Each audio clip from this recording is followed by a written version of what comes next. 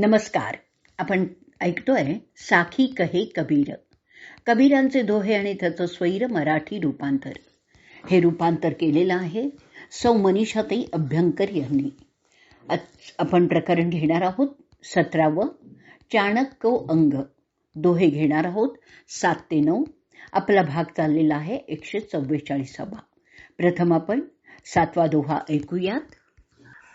कलिका स्वामी लोभिया मनसा धरी बधाई देही पैसा ब्याज को लेखा करता जाए.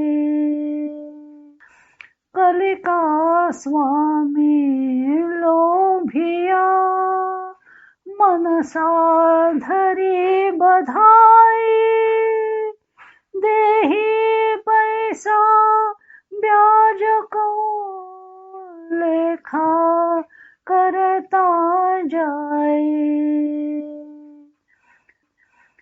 कठीण शब्दांचे अर्थ ऐकूयात. मनसा, मनसा म्हणजे इच्छा. बधाई, वाढलेली. दोह्याचा अर्थ ऐकूयात. कलियुगात स्वामी लोक म्हणजेच मठाधीश लोभी असतात. त्यांची मनं लोभाने बद्ध असतात.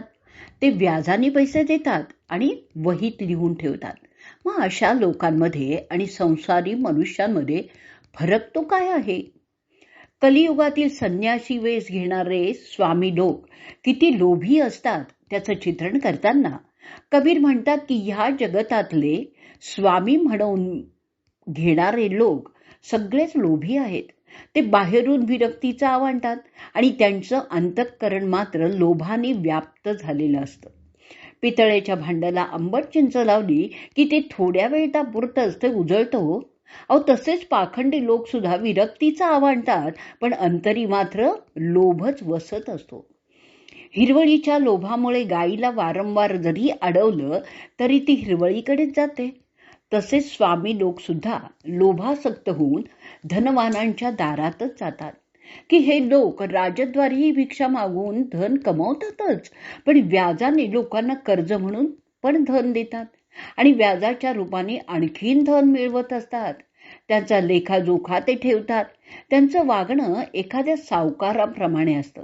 त्यांच्या इच्छा, त्यांच्या आकांक्षा अतिशय वाढलेल्या असतात. मग संसारी लोक आणि हे संन्यासी यांचा बाह्यवेश सोडला तर त्यांच्यात काही फरक दिसतच नाही. आता आपण ह्याच्यावरची मराठी साखी ऐकूयात. स्वामी कलीचा लोभी वाढवी इच्छा त्याने का पैसा दे व्याजाने अन ठेवी त्याचा लेखा. स्वामी कलीचा लोभी वाढवी इच्छा त्याने का पैसा दे व्याजाने अन ठेवी त्याचा लेखा. पुढचा दोहा ऐकूयात 8वा. कबीर कली खोटी भई मुनियर मिले न कोई लालच लोभी मस्करा तिनको आदर होई. कबीर कली खोटी भई मुनियर मिले न कोई लालच लोभी मस्करा तिनको आदर होई. कठीण शब्दांचा अर्थ ऐकूयात. खोटी म्हणजे वाईट. मुनियर, मुनिवर. मस्खरा, मस्खरा म्हणजे खोटा. दोह्याचा अर्थ ऐकूयात. कबीर म्हणतात की कलियुग अतिशय वाईट आहे. या युगात खरा ऋषी दुरापास्तच आहे. सर्व लोभी आणि ढोंगीच असतात आणि त्यांचाच इथे आदर केला जातो. कलियुगात मानवमूल्य किती हीन स्तरावर गेलेली आहेत त्याचं चित्रण कबीरांनी इथे केलेलं आहे. इथे श्रेष्ठ असा त्यागी निरीच्छ मुनी सुद्धा दिसून येत नाही. संसारी माणसं लोभी असतातच, पण साधू संन्यासी सुद्धा लोभी, धनाचे लालची असेच असलेले दिसून येतात आणि समाजामध्ये त्यांचाच मोठा आदर सत्कार होत असतो. ही गोष्ट सर्व काळातील समाजाला सारखीच लागू होते.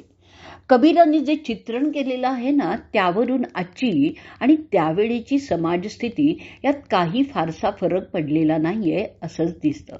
आता आपण या दोह्यावरची मराठी साखी ऐकूयात.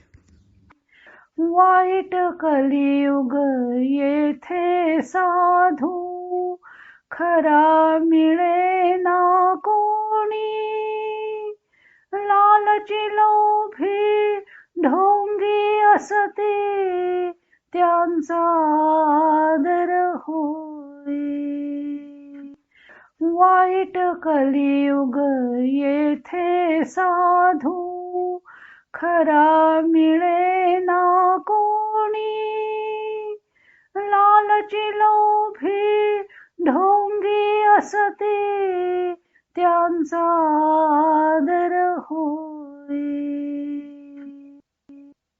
दोहा 9 ऐकूयात. चारे वेद पढ़ाई करे, हरि सुन लाया हेत, बालिक बेरा ले गया, पंडित ढूंढे खेत. चारे वेद पढ़ाई करे, हरि सुन लाया हेत, बालिक बेरा ले गया, पंडित ढूंढे खेत. कठीण शब्दांचे अर्थ ऐकूयात.